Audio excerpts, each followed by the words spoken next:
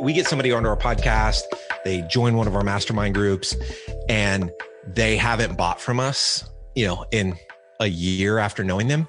I genuinely do not care, because I'm just of the belief that life and work are better if you're doing it with friends and people that you genuinely enjoy being around. And so if we can put together these groups, and some of them are going to turn into business, and that's awesome. And we had a lot of fun in the process of like genuinely building these really meaningful relationships. And with asking someone to be on your show as a way to initially meet somebody, that's a way of offering value, right? Like, I'm giving you exposure to our audience. I'm giving you content that we're creating that you can now repurpose and share on your channels if you want to do that.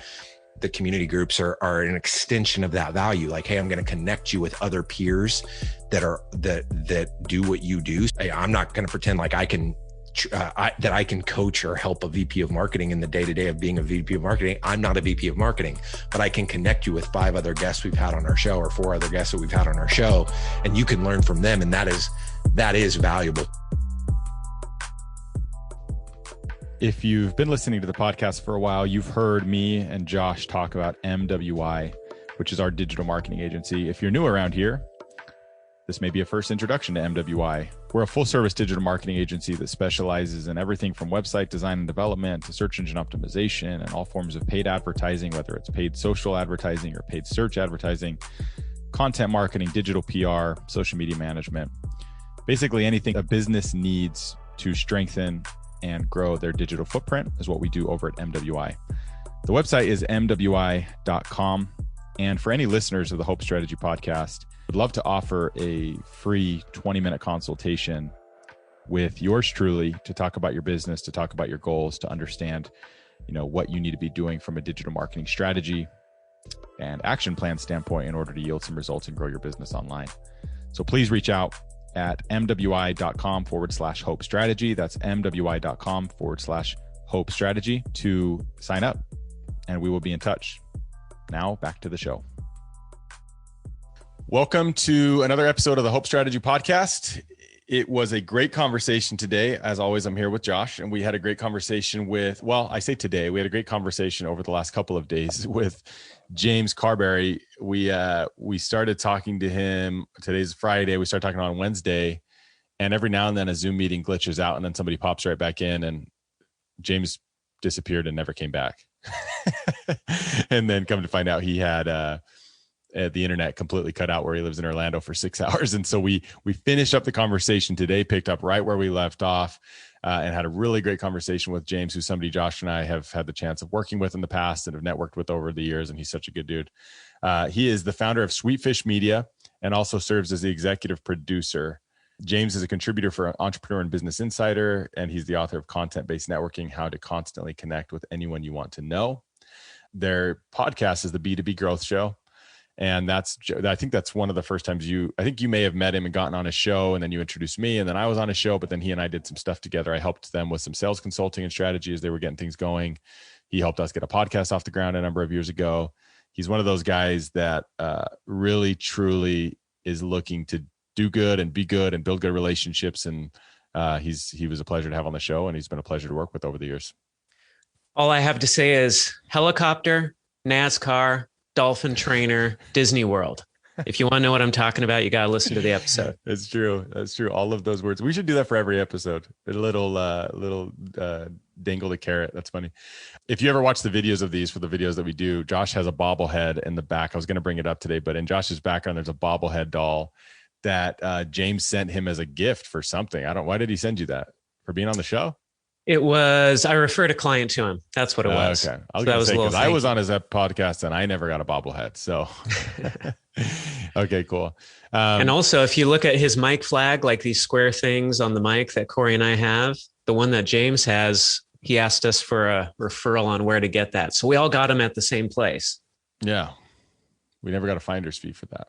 We should collect a commission on that. Call that. I guess he figured the bobblehead covered that. Yeah.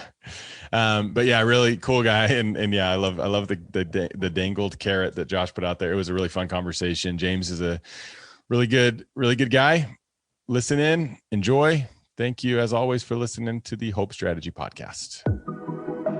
Something is happening in our world. Time is very precious. I'm gonna show you how great I am. Hope in the face of difficulty. More than machinery, we need humanity. Hope in the face of uncertainty. I'm better now than I was. I'm experienced now.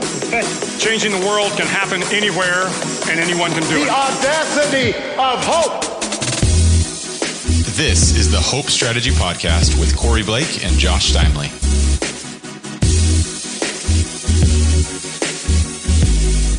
Yeah, so to everybody listening, you will have already heard the intro to this episode, but we are talking today with James Carbary, who is a podcast expert himself. So it's like if I was like going to teach Michael Jordan how to shoot free throws or something.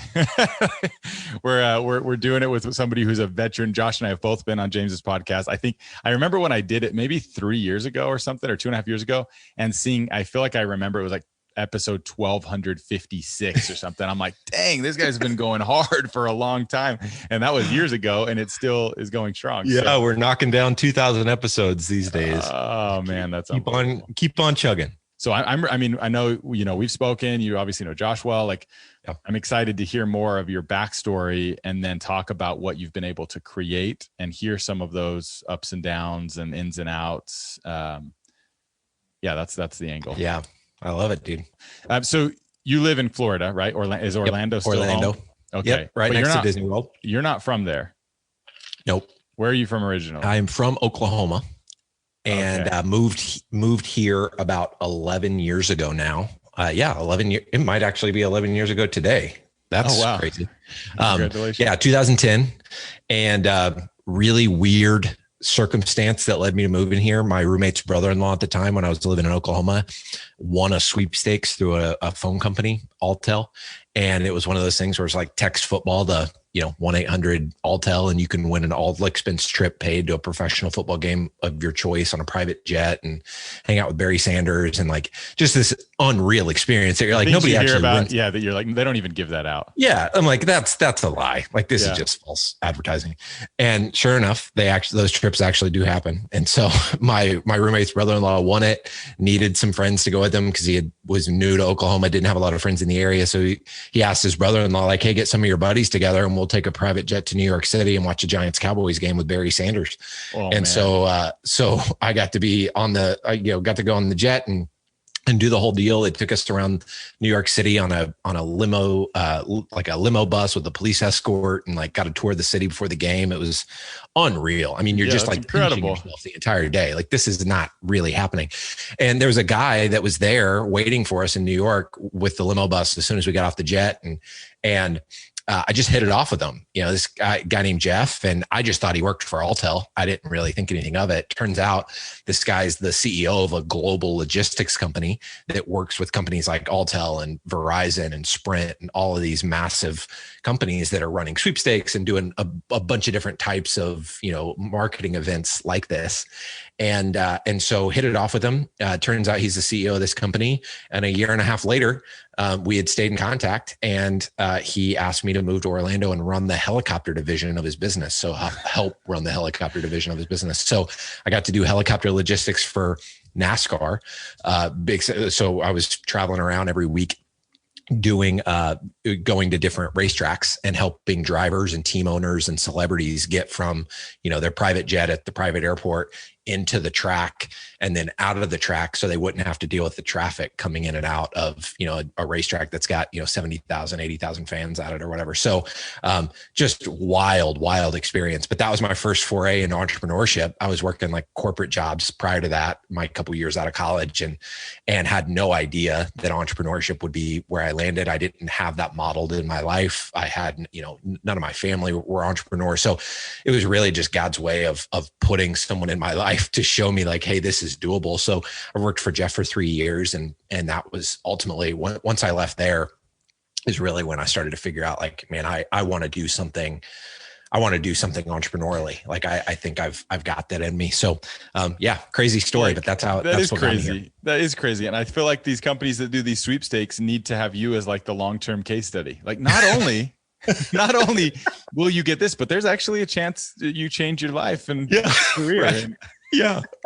Yeah. But it's really been a launching point, honestly, Corey, for like something I've become super passionate about, which is relationships. And so like, you and I met, Josh and I met through this medium of podcasting because I asked you guys to be a guest on our show. And now we have a meaningful relationship with one another. We've got to spend, time together, virtually or whether that's in person, virtually, whatever. And so I share the story of how I met Jeff and how that relationship with Jeff radically transformed my entire life. Like I moved to Orlando, which is where I met my wife. I became an entrepreneur, like all because of that single relationship with Jeff.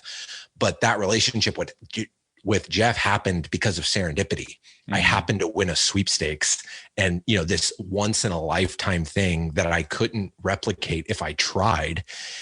And I don't think we need that kind of serendipity to build thoughtful, intentional relationships. I think we can do things like content collaborations and proactively build relationships with the exact people that we want to build relationships with.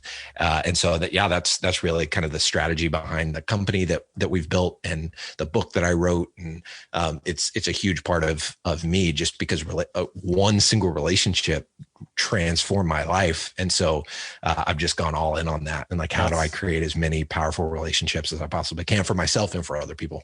I love it. That's awesome. And we're going to dive into a lot of this. I feel like this is a good question to ask for anybody listening to glean something from something that you've been working a long time at getting better at, and it's building relationships. And this is almost a question for me as well, because one thing that I've noticed is you'll go to an event or I'll have an amazing person on my podcast that I hit it off with, or I'll be on somebody else's podcast and it goes great, whatever. And then there's it's almost like dating, it's kind of funny because you're like, man, we hit it off. There could be a business partnership here. There could be like, hey, let's go, hang out, whatever.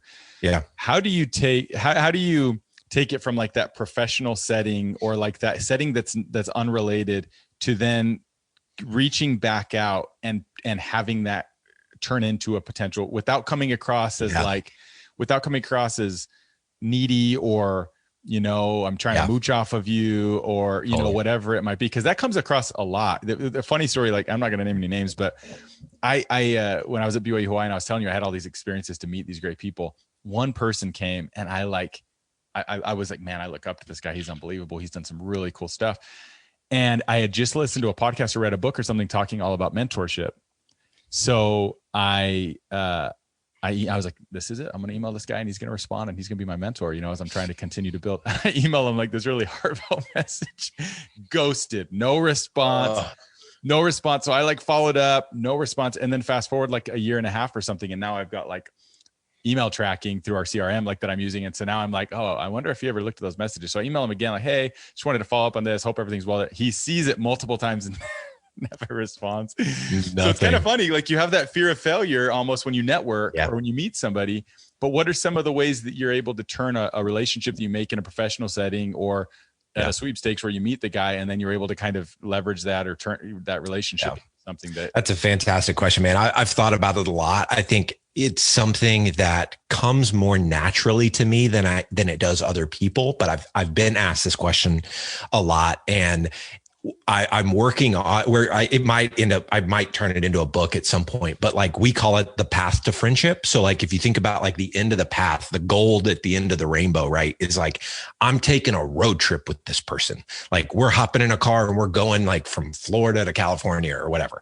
Yeah. Like that's like peak. Like you are boys with somebody if you're going on a road trip with them. That's obviously not where you're going to get with the lion's share of people that you have in your podcast or like relationships you build at a conference or whatever. But like thinking about it in that context of like, okay, I just met you. I want to move down this path of friendship. But, and we're probably not going to get to the peak, but like, what are some things you can do? One, there's an app called Fabrique, Fabriq, that's awesome for this. It's essentially like a personal CRM. You can store up to, I think, 150 people's information in here. And you put in like stuff like birthday, anniversary, kids' names, if they mention like loving, finding like weird taco shops or like something like you put that in. What I like so much about the app is you put every person that you put in there, you put them in a bucket. So this is like either your inner circle, your middle circle, or your outer circle. And then it proactively reminds you to stay connected with that person. So I might meet somebody on the show and I'm like, man, there could be something here. Like like I feel the synergy. Like we could go somewhere here. I'll put them in Fabrique and I'll say, hey, I want to remind myself every 60 days to reach out and ping this person. And so I'll either like, I'll try to go text. So if we had a conversation on LinkedIn or via email, I'll try to like figure out how can I get their cell phone number so I can like just start texting them those digits, man. Yeah. And once you've taken the relationship from like email or like a professional platform into text message, it's so much easier to have like, I don't know, just more human conversations. Like you're texting a friend, it doesn't feel so formal. So that's one. Like Fabrique is huge. Getting into a texting type relationship, send a lot of, GIFs or memes, like just stuff that is human. It's how you would connect with your friends. And what's cool about Fabrique is it helps you remember like different things that you've learned. And I'm by no means perfect at this. I've got a lot of work. But if you talk to somebody and they say like, oh yeah, you mentioned this before, but like, oh, I'm a huge foodie. I love finding like hole in the ground restaurants that nobody knows about and going and whatever. So you can take a note of that or something. And then when it reminds you, you'll kind of look at their little, you can look at that say, and you can proactively look like, okay, like I know Corey's in Phoenix, like I'm going to Google real quick, like hole in the wall taco shops. Yeah. And I'm going to ping you and be like, dude, have you ever been to this spot? And like kind of random, but like we've already had a connection. Like it wouldn't be out of the blue for me to text you that. And it like communicates to you that like, oh, this dude, like he remembered that I like taco shops. Yeah. And that I'm in Phoenix. Like, so I think so many people have an agenda with the relationships that they're building. And so it's like, oh, I want this person to mentor me, or I want them to become a client. And so you jump to the front of the line, like you're trying to like jump to that place and you're ignorant of like the path to get there, to build that trust. One thing that we've started doing, we're starting to go heavy on it. We're about to hire a full-time person to do this specifically, but we've noticed this gap of like, we get somebody that would be a great customer for Sweetfish and they're considering a podcast. They don't, but they're not like there yet. Like they're still looking at options and we want to stay connected with those people. And we're in trying to figure out like, how do we do that? Like we've got a lot of people that we're kind of nurturing relationships with. Is there a systematic way we could do this? So we've started doing these micro groups. So they're like small, like 5-person mastermind groups that we're starting to organize. And we're hiring this full-time person to just facilitate mastermind groups for us. So they're 6-month groups. There's 5 people. And there's somebody from our team who facilitates the group, but you're connecting with other peers. It's a once a month call. It's 1 hour and it's structured in such a way where everybody in the group brings, or not everybody, but 3 people on each call bring something to it. So like one person will bring a lesson they've learned over the course of their career. It could be like leadership, productivity, like, could be something marketing related, could be something leadership related, like they get to pick. Yeah. Another person shares a marketing experiment because again, like we're similar to you guys, like our buyers are VPs of marketing at B2B SaaS companies with 50 to 5,000 employees, somewhere in that range. And so somebody brings a lesson learned, somebody brings an experiment that they've worked on, marketing experiment. And then another person for the last 20 minutes of the call brings what we call a deep dive. So it's like a business problem they're trying to solve and they're bringing it to the group and the group is going to collectively like help them brainstorm different ways that they could tackle the problem that they're going through in their business. And so by doing that, I share that model, like kind of this mastermind group, like micro community type model, is because it's a really great filter for like someone that we get on the show that we're like, we start to create the relationship with. We're like, okay, there could be something here. How do we maintain a relationship with them in a systematic way? Oh, we can invite them to be in one of these mastermind groups. And we know now that like for the next 6 months, because our groups last 6 months and then we rotate them so that you can meet everybody can meet new people. So it's like, we know for at least 6 months they're going to be engaging with somebody on our team in a way that's not salesy. It's not like we're trying to pitch them anything, like has nothing to do with our product or service. But real friendships end up happening because it goes back to the value. You're providing value. You're not, and again, we'll use me as a case study of like how not to do it, which is like, hey, I thought you were cool. Will you be my mentor? It's like, what does that even mean? I mean, I put more detail. I'll give myself a little bit of credit, but where that's the big thing in networking, right? And that's something a lot of people have insecurities that'll get in the way of this or whatever. And it's kind of just taking the leap. I think in a lot of it is just like having, the audacity to say, hey, I thought you were cool. We should work together on something, or, here's my number, whatever. Yeah. But it is, I mean, this mastermind thing is a perfect example. You're providing them with something valuable in order to continue to build a meaningful relationship. And again, sometimes people hear these things and they're like, well, that just seems like you're just like, bait and switch, type situation, but it's not. Sometimes it is. But when I know you and I know the way that we like to do it and stuff, it's genuine, it's authentic, it's with an abundance mentality of like, no, come and participate and get in. And if at some point we can provide value through the stuff that we're really good at, let's do it. If not, who cares? That's totally fine. And I think that's how like if we get somebody onto our podcast, they join one of our mastermind groups and they haven't bought from us, in a year after knowing them, I genuinely do not care. Like I don't feel like, oh my gosh, like we've given so much and, we featured you on our show and then we put you in one of these groups and you're still not going to like, that's not my heart posture. That's not the posture of anyone on our team. And that's something that's hard. Like you either have that mindset or you don't. And I've in trying to like, we have people that want to do this and they want to bait and switch. And I'm like, if you want to bait and switch, like I don't want to help you do that. Like people are going to see right through it. It's not going to be effective anyway. And so you have to have that right heart posture in it. And because I'm just of the belief that life and work are better if you're doing it with friends and people that you genuinely enjoy being around. And so if we can put together these groups, and some of them are going to turn into business, and that's awesome. And we had a lot of fun in the process of like genuinely building these really meaningful relationships. And I think you're right. Like with asking someone to be on your show as a way to initially meet somebody, that's a way of offering value, right? Like I'm giving you exposure to our audience. I'm giving you content that we're creating that you can now repurpose and share on your channels if you want to do that.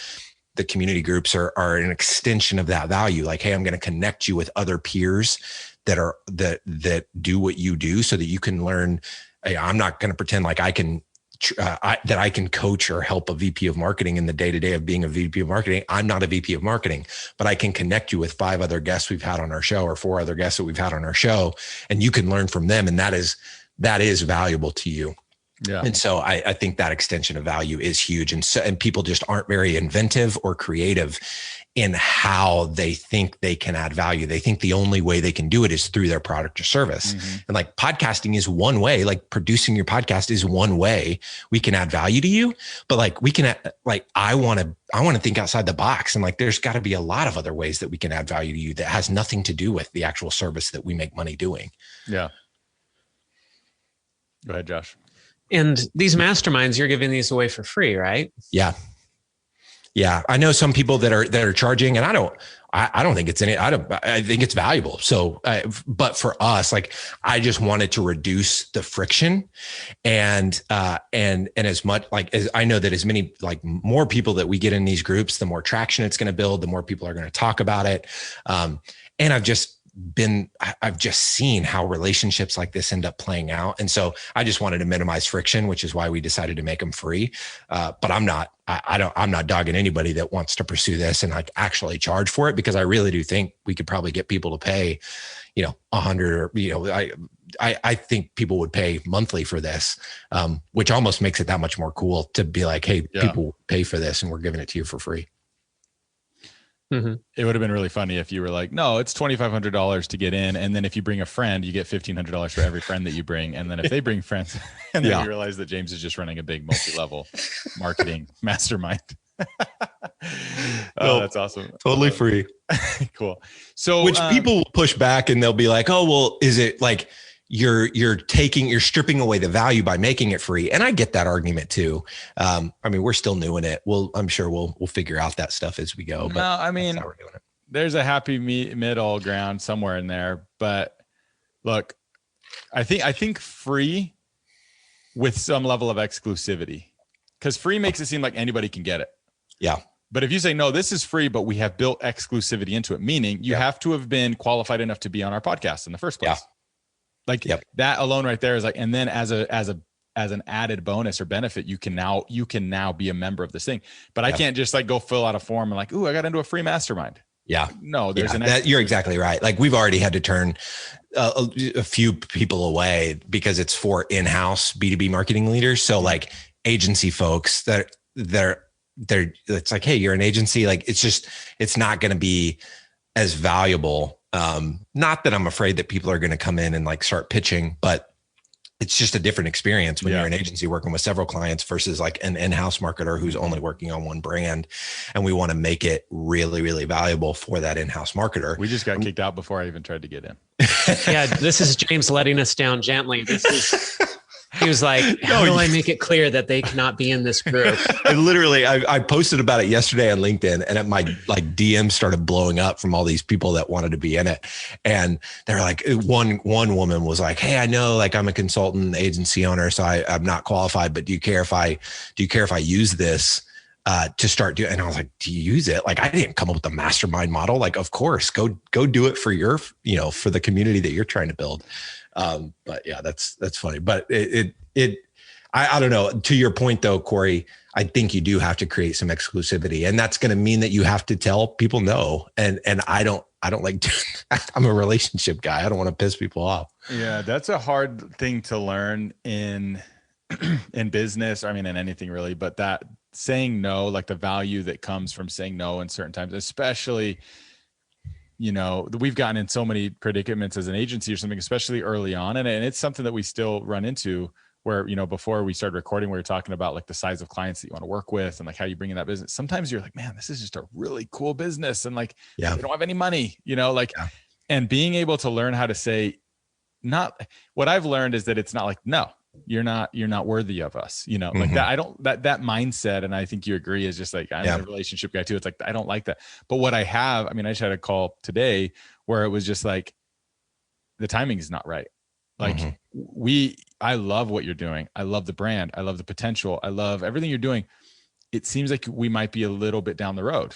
And and so it's like, it's saying no, but it's passing on something that, again, because then you start to realize, well, with that scarcity mindset, it's like, no, I need it because it's money in the bank account. I need it. But then once you get more experience, you're like, I know, but that equals 40 hours of billable work each month for employees that we pay X amount that are working this many hours. And then you start to get really like into the weeds and you're like, okay, that's not a win-win.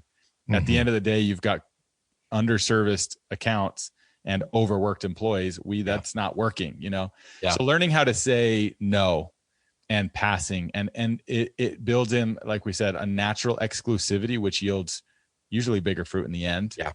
But it also creates balance, right? And it allows you to really fortify those win-win relationships rather than having a lack of balance there. You're exactly right.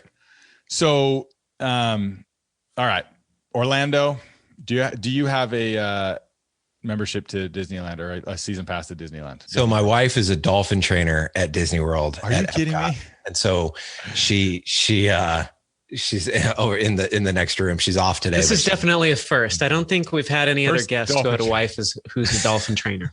Wait. It's so funny, man, because I used to have the coolest job in any room that I walked in. Because like everybody's like, what do you do? I'm a tax accountant. What do you do? Like, I'm, I own a bakery, which is like cool. But like, I do helicopter logistics for NASCAR. Like mic drop. Nobody else cares what anybody else in the room is doing. And then I freaking married a dolphin trainer. And so now our conversations are like, what do you do? Like, I'm in marketing. Like, what do you do? I'm a dolphin trainer. Like everybody just like, oh my gosh, I've wanted to be a dolphin trainer since I was 7. And it's one thing to be like, I'm a dolphin trainer at this aquarium, or I'm a dolphin trainer at wherever. I'm a dolphin trainer at Disney World. At Disney World. Yeah. So like it's definitely the Mecca. And she's got her dream job. So you don't even have a season pass. You have family access to Disney World at all times. It's the dolphin pass. Yeah. So, okay. So last thing we were talking about, for anybody listening, we've had a 2-day hiatus between conversations. We had a technical difficulty, an internet outage in Orlando. But the last thing we were talking about was your wife's dream job. And we were at this like great moment where I was like, what? She's worked at Disney World as a dolphin trainer. And then it was like, oh no, James froze. I got to hear more about this. The last thing I said was, so you don't have a season pass. You have like a VIP backstage family pass to Disney World. What do they give Disney World employees? You just gotta go. So a lot of them will get like 16 passes a year, and they can get 3 people in with those passes.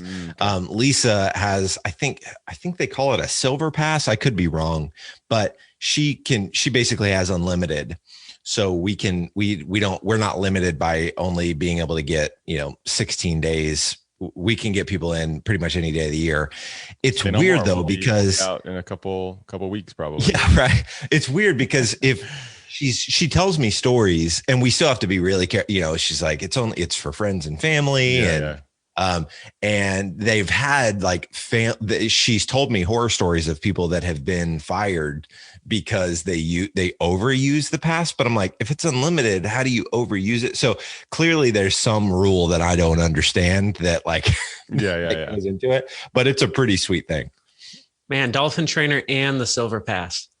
Yeah. You guys have it made. Yeah, it is most certainly living the dream. One of our former employees, shout out to Zach if you're listening to this, but his wife worked at Nike, and we found out about their deal that they gave employees. Anyway, so we he didn't know, we didn't know, so we went way over the top, and we're like, let's order all this stuff. And anyways, it come to find out, like they canceled our order, like put a hold on the stuff. And so she was good, but it was like, even Nike or Disney or something that has these great perks, they have to keep an eye on it because it gets out quick. Yeah.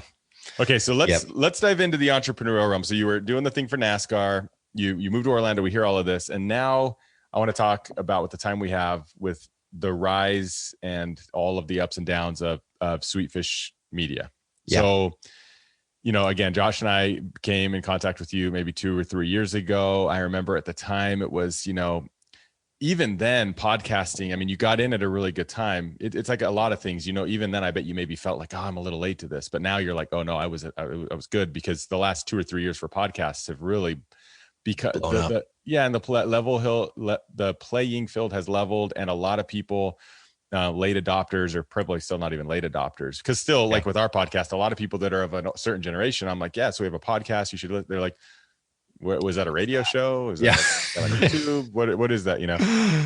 But you got in at a great time, and the whole business, and I think there's been a lot of with any business, a lot of pivots and stuff, but was to help people build from the ground up a podcast in order to help build their brand. And it started with your own podcast, right? With the B2B Growth Show. So walk us through that. How did you transition into the entrepreneurial realm and get this thing off the ground and get going? Yeah. So I got laid off like 2 weeks after I got engaged. And so I was working at a technology company. Their funding dried up. They had to let me go. And so I had started a technology company prior to that, and it failed miserably. It was a B2C thing, and just couldn't get enough users for it to make sense, and didn't know the first thing about raising money. And so anyway, it just failed. It flamed out pretty quickly. But I knew that I wanted to do the entrepreneurial thing because of, working with Jeff and doing the helicopter stuff. And so I went to Lisa, who I just, asked to marry me, and she was super supportive. She was like, I want you doing the things that make you come alive. And so we'll make it work the first few years of marriage while you're, trying to get this thing off the ground. So we started Sweetfish as a blog writing agency, and I just started writing. I wrote one article before I realized I never want to do that again. So we hired a writer very quickly, who's still with us to this day, 6 years later. He's now our director of people ops and culture, but we started writing these articles, and we were working with a church in Houston, Texas, and we were writing like BuzzFeed style articles locally for this church. So it was like 8 date night spots in Rosenberg, 17 things to do with your kids on a Saturday in Rosenberg. And the articles were doing really, really well. And they were going like viral on Facebook because all these families were finding them and then sharing them. And it was driving a lot of traffic back to the church's website. It was awesome. And I was like, oh my gosh, this is my ticket. Like, this is how we scale this business. We just go all in on doing content marketing for churches. So I'd started a podcast with my buddy who is a church planner or an aspiring church planner. And we called this show Plant Better. So it was specifically for church plants, which was, that customer that we were getting great results for. And I reach out to 100 church planners from this list online of like, people that have planted churches. And I asked them to be on this show that didn't even exist yet. And 80 of them replied to me. And I was like, whoa, like I just got 80 complete strangers to reply to my email because I just asked them to be on the show. Like, this is insane. Turns out we ended up doing like 45 interviews, and church planners don't have any money for content marketing. So heads up for anybody that wants to like try to rip off that idea.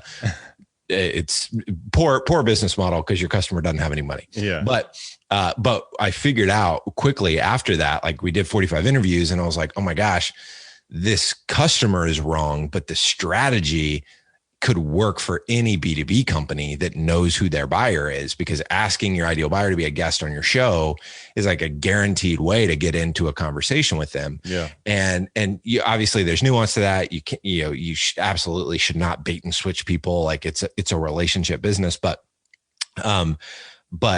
figuring that out a couple months later, we started B2B growth. And I was like, okay, sales teams are going to love this because they can host a show, have a bunch of their sales reps be a host of the show, reach out to their target accounts. These sales reps that are getting hung up on all day are actually going to start getting to have conversations with people because they're going to be interviewing for the show. So for 6 months, we do like 150 episodes of B2B growth, asking VPs of sales to be a guest on the show. They're all saying yes because sales leaders have massive egos, and like you want to shine a spotlight on them. They will take that spotlight any day of the week. But out of 150, only one of those guests ended up turning into business for us because sales leaders kept telling us like, oh yeah, I should connect you to my marketing counterpart. Salespeople, we found out, have budget for headcount and they have budget for technology. They don't have budget for anything that looks or smells anything like marketing. And so 6 months in, we decide, okay, B2B growth, we're no longer interviewing VPs of sales, we're interviewing VPs of marketing. And that was really when things started to take off. We were interviewing VPs of marketing. So our content was about marketing now, not sales. It was attracting the right kind of listener. We were building relationships with the right kind of guest. And from there is when it really started to take off. And so we kind of found our product market fit, so to speak.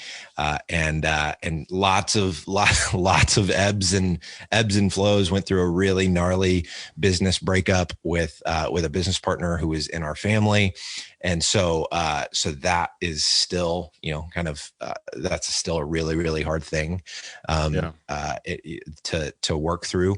But overall, we've got, now, a few years down the road, we're 6 years into this thing and team of 25 and really humming along. And with the pandemic, I mean, I know it kind of ravaged a lot of businesses, but for us, we came out, on the other end of that. And our story, very fortunately, is not one of, we got wrecked, but instead we came out ahead because all these companies that were doing events before can't do events anymore. So they're looking to do more digital, and a podcast fits right in there. So yeah, that's a short version of the story. Yeah. That's, I don't know of any entrepreneurs that I know or people that have started businesses where when they started it with this grand idea, 6 years later, it was the same thing that they had thought of in the first place. Right. There's usually so many different and pivots. And I mean, what's the statistic? I don't know exactly what it is, but it's like some high number of businesses go out of business within the first year. Yep. And I think that's why, because some people aren't built, don't build a business, or they aren't mentally built the right way or whatever to be able to be nimble and pivot. These words we hear all the time in entrepreneurship, but it's because they're so important that you really do. I mean, we're the same way, it started like one of the funny stories from our agency is it was like, okay, we're going to do SEO and we're going to do development. And then a couple months in, we were like, man, development's pretty expensive. Let's not do development. Let's not build websites. Let's fire our developer and let's just do SEO. So we let Michelle go. I think at the time she may have still been a contractor, but we were thinking about bringing her in-house or just scrapping the whole thing. Anyway, so we let her go. And a week later, we're like, wait a minute, what did we do? Like that was our thing. We're so good at dev and we do SEO and dev. And so we called her back, offered her a full-time job, brought her on. She was like our, third hire. To this day, she's still with us. And now she's our VP of operations, I think is her title. But one of the things just yesterday on our management meeting, one of the things that our clients love about us and has really set us apart over the years is that not only are we a full service agency that does all of the marketing stuff, but we do all of the dev as well. So we can do it all. And to this day, that's still such a distinguishing factor in us that gets us a lot of business. And it's funny that once upon a time, it was like, nah, we don't need that, let's move this way. And we've just had to change so many times, especially in an industry that keeps changing. My wife said something. We were meeting with some advisors yesterday, and my wife said something really interesting. She said, I realized pretty early in the life of the business and being around James in this context of him being an entrepreneur, because all through dating, I was working for somebody else. So she didn't get to see, in our dating life, she didn't get to see James with an entrepreneur hat on. But she was telling our advisors, she was like, I knew I could see pretty early on that this guy just didn't have any quit in him. And that was what gave me hope that like this dream that he kept saying was like, we're so close. We're so close. We're almost there. We're almost there. We're almost there. Like there's going to come a month where I'm not worried about if we can make payroll or not. She was like, I finally started to believe that because I just saw over this period of time, it was like, okay, this didn't work. Okay, so let's try this. Okay, this didn't work. Let's try this. Okay. And I think you just have to have that spirit and that approach. And so I think you're spot on that so many companies flame out before the first year because they just don't have that in them. I don't know. I'd be curious to hear both of you guys, what both of you guys' thoughts are on kind of, is entrepreneurship, are you born with it? Like, is it nature or is it nurture kind of thing? Like, I don't know. Like I go back and forth on whether anyone can do this or not. Like I don't, I really don't have an answer. Yeah, it's an interesting question because I feel like either way you answer it, you'll sound like as an entrepreneur, super egotistical. Like, oh, it's super nurture. Yeah. Like I was just born with this, It's like, yeah, no, I studied very hard. I think the real answer, you hear a lot of stories of people that, as a profession, they started a business and they're running it, that early on they were doing some sort of hustle, my thing was I was buying and selling Pokemon cards as a kid and candy. And like, I always had this thing, and it was always, so as I was trying to figure out what I wanted to do through college and stuff, I always had this, like, it was like that itch that needed to be scratched, but then there's the other side of it, people that actually like study it and go to school for a really long time and then come out and start they're a software engineer that creates Google or whatever, you know what I mean? Yeah. They come up with this incredible business plan as well, but they're also insanely smart and way smarter than a lot of entrepreneurs that do small to medium sized businesses like I do, So yeah, I don't know. It's an interesting question. What do you think, Josh? I think there's a spectrum. And I've heard Gary Vaynerchuk answer this and talk about how if you're an entrepreneur, if you're like, there's a type of entrepreneur who can't do anything else. Like you've got to be doing something like this. And I think there are entrepreneurs that fit into that. But I mean, you have other entrepreneurs who are like, I think buying a business or running a business is a good career decision and they go and do it. It's not that they have to do it. It's just seems to make sense. But for me, I got fired from every job I ever had, or I quit within 5 months. I've never had any other job more than 5 months because I either quit or got fired. And so I look at that and I'm like, yeah, I wasn't built to do anything else. Like I'm the worst employee in the world and I'm not that great of an entrepreneur either, but at least when I'm an entrepreneur, nobody can fire me. So I would argue with you now. I mean, the fact that you're still going this many years into it proves that you're wrong on that point. But yeah, it makes sense. I mean, it's going to be different for every person. I think anybody that says it's one way or the other, they're I don't know. We polarize everything these days. So who knows? Maybe I'm off there, but so the The pictures behind you, you got the clouds and the dirt. That's a Gary V thing initially, right? Is that? Yeah. Okay. And I remember, okay, we talked a lot about this, and then what was the other book, Josh, we read? We were talking about like visionaries versus integrators. That's Rocket Fuel by Gino Wickman. Rocket Fuel and Traction. We just rolled out Traction, or EOS, I guess. EOS, yeah. And man, that has been an absolute game changer for us. Just like getting clarity around, because I'm the visionary in our organization and Bill is our integrator, and there are so many benefits to just getting clarity around that. And before we had that framework to think of, and that's kind of the words that we use now to talk about it, but it was clouds and dirt. It was like, well, I'm definitely in the clouds, and I get it from whatever one of Gary Vaynerchuk's books, that came from. So you're more in the clouds, or you're more in that visionary role. It's interesting because Josh is definitely in the visionary role, and then Curtis, who's my co-CEO, he's definitely full on integrator. And when I took that test, I was literally 50-50. It was like right smack dab down the middle. So what role? Explain to people what that means a little bit, in your world. Yeah. So essentially, Bill, our COO, is executing the vision and integrating our leadership team. So making sure that all of the different pieces and parts are running smoothly. He's, very much involved in the day-to-day of the business. But what Rocket Fuel and Traction and all of those books by Gino Wickman, and I think he's got a couple other co-authors on some of the other books, what they're essentially saying is that every business needs both of those. If you just have a visionary, you're in the clouds all day, every day, dreaming about what's next, which was really the first 3 or 4 years of the business. I was in the clouds dreaming about what could be. And we had all these great aspirations, but there was no execution.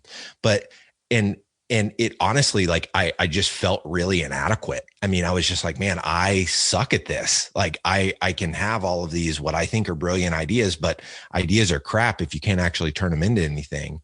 And then to meet Bill, who gets really excited about taking those ideas and actually integrating a team around them and making sure that all the little pieces and parts work so that we can actually achieve that. And so I was like, man, so why am I even here? But over time, I've realized that without the vision and without the direction and without the, hey, let's go chase this, the businesses stagnate and they end up, they don't innovate. They just get stale and eventually die. And so it's been a journey of me figuring out the value of the visionary. I think for a long time, I just told myself, I was like, man, this is too easy for it to be actual work.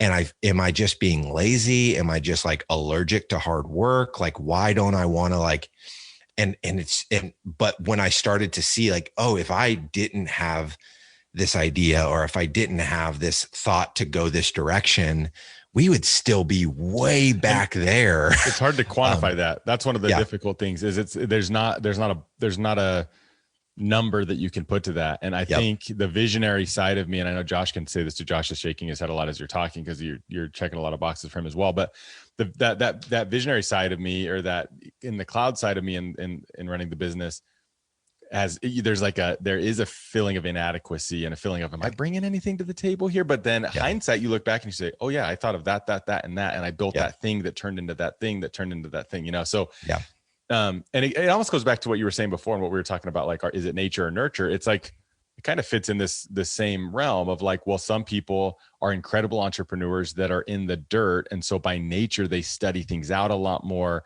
They build things out a lot more, and then they sell those for a lot of money, and they're considered a successful entrepreneur. Other entrepreneurs are more, in the clouds, and they're these idea people, but it is true. You have to kind of hit yourself to the other in order to see some of the big, at the end of the day, you've got to be, whether regardless of what end of the spectrum, you've got to be an incredible team builder. Yeah. And that's one thing that I think I've gotten really good at spotting talent, and because of all the relationships we've been able to build with our show, I've gotten good at like building relationships and then being able to spot talent that we need in certain gaps in the business, where Bill's strength in team building is in the day-to-day. Like he can navigate a really difficult conversation and say just the right thing to the right person in the right way so much better than I can. You put me in the same situation and I verbally process everything. So I say 10,000 words when 10 words would have done the trick. Like I'm trying to get better, and I don't want to just say, oh, I suck at that, I got Bill, deuces. But at the end of the day, like, I mean, it happened just yesterday. I mean, there's a really hard conversation that needed to happen with somebody on our team. And I'm so grateful that that's Bill's job. Like that he's supposed to, he has to integrate the leadership team. And it just made me super grateful to have somebody, but so many, it's a hard role to find. I think Gino says that it's like 22% of people claim to be visionaries or like fit in that visionary role, where only I think 4% of people say that they are, fit that integrator role. So it's a tough spot to fill. And so every day I'm just so super grateful that we've got one. It can also be hard though to admit that you can't do it all. Was that hard for you at all when you realized, hey, there's this visionary integrator thing? Was it hard for you to come to terms with, I can't do this all. There are things I'm just not good at, and I need somebody else in here to take care of that?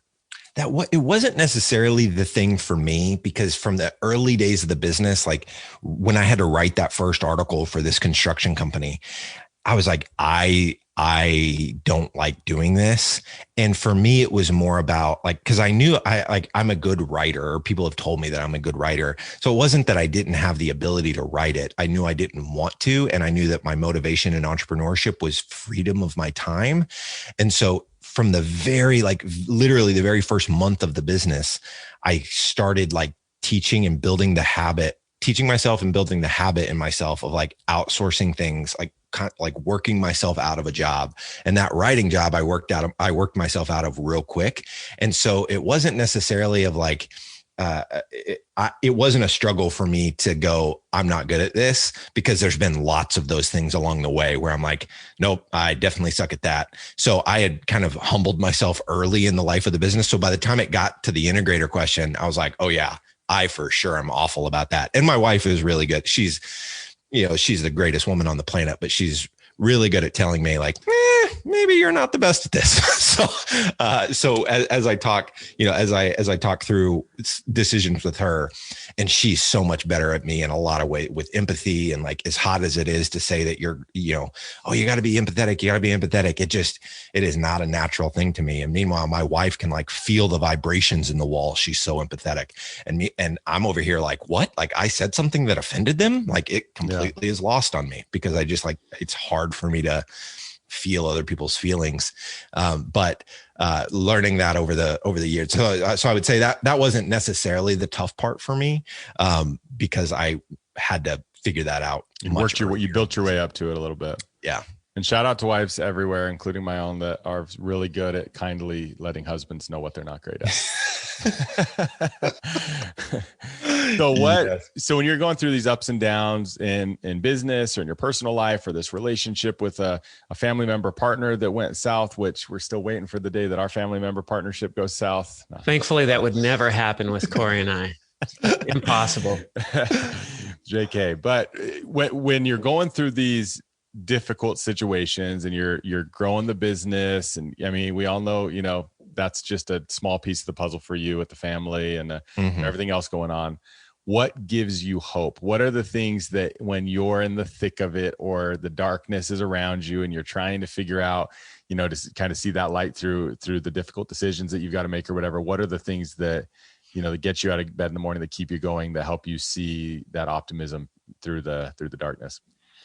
Yeah, man, I think that what a great question. So I'm a Christian. So my relationship with Jesus is super important to me. I would love to sit here and say that like every single time, that's my hope, is like my relationship with Jesus and like and where I'm going to be in eternity. I think that would be the great cookie cutter answer here. And some days it is for sure. But I think in other ways, like, I mean, this week has been a bear of a week. Like, we've got 2 or 3 different things. I'm trying to negotiate a profit sharing / partnership deal on a new media property that we're starting. We're having to have difficult conversations with somebody on the team that isn't going to work out. Like, internet going out in the middle of podcasts. Yeah, internet going out in the middle of interviews. We're in the process of looking at building an office, starting a software company. There's just a lot of things that are like pulling at me in a lot of different ways. And this week I've just felt really stretched. We're 12, my wife's 12 weeks pregnant. So we're figuring out like what does our baby have Down syndrome this week? So like that, all of that happening. And so I'm in this right now, like in that feeling. And 6 years in, I know that like, it's just, for me at least, it's been inevitable that these seasons come, but these seasons also go. And so I think the hopeful part is that I'm in this feeling right now, and I want to stay deeply connected in relationship with my wife and with my community, with the advisors and the people in my life that fill me up and that help me get better every day.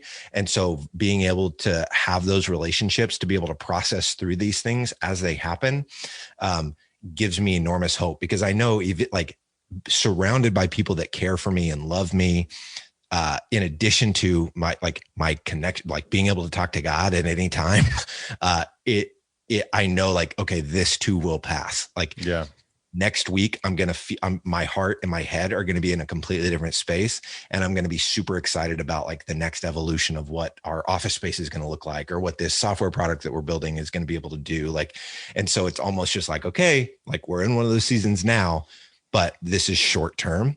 And that gives me a lot of hope, knowing this isn't going to last very long, because I've seen this play out probably hundreds of times at this point, and it never, for me at least, it doesn't.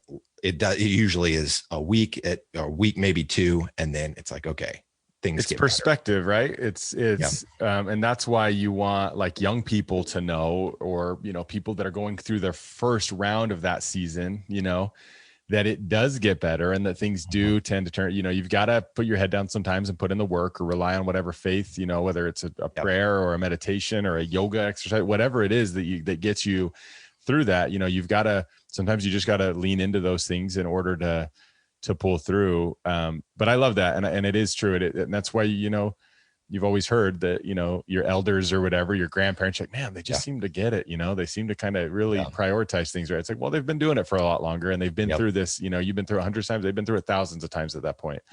So I appreciate the honest response. I can honestly say, one regret I have maybe is that we haven't done more together. We got to figure out ways to keep collaborating, because it's rare. I mean, every interaction I've had with you, you can feel, like we talked about last time, like how you've worked on, and you're just naturally, you love relationships and stuff. I felt that since I remember the very first time we talked, as like, hey, can you help me with the podcast? And I was like, hey, I could help you guys get your sales rolling a little bit, maybe give you some tips and pointers. And it was just like really like synergistic. And I was like, oh, this is awesome.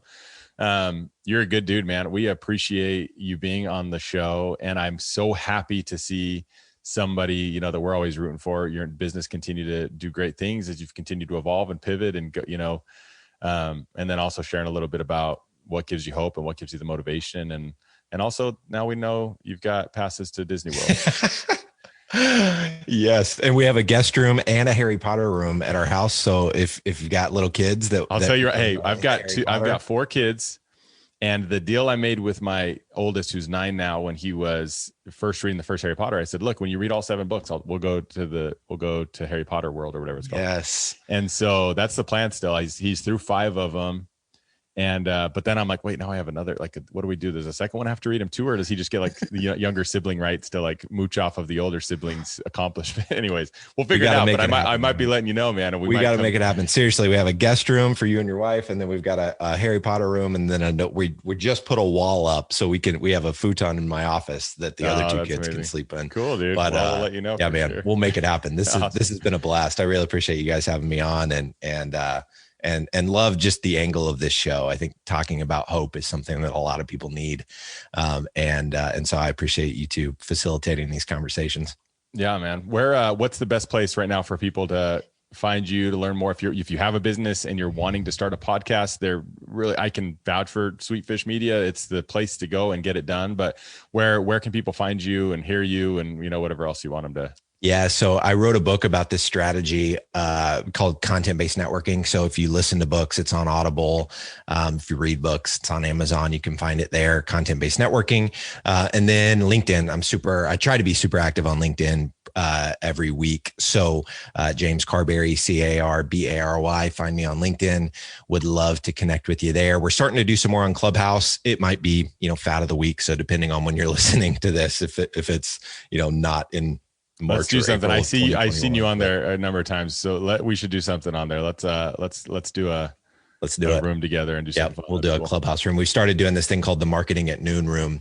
And so we do it noon Eastern time, 5 days a week. We've been doing it for all of March, and it's been really fun. So we'll get you locked into one of those dates and make something happen for sure. Cool.